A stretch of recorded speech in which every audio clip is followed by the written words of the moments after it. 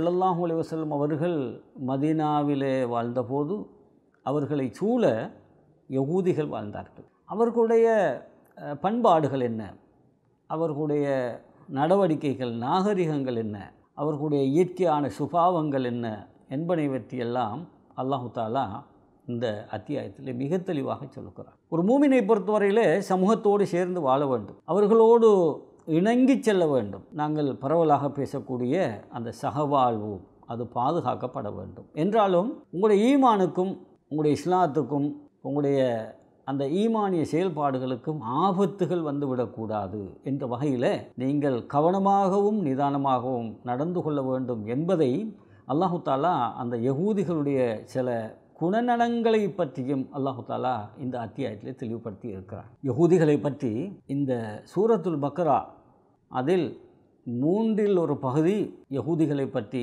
பேசியிருக்கிறது என்று சொல்லலாம் என்ற அளவுக்கு அல்லாஹு தாலா அவர்களை பற்றி இந்த அத்தியாயத்திலே பேசியிருக்கிறார்.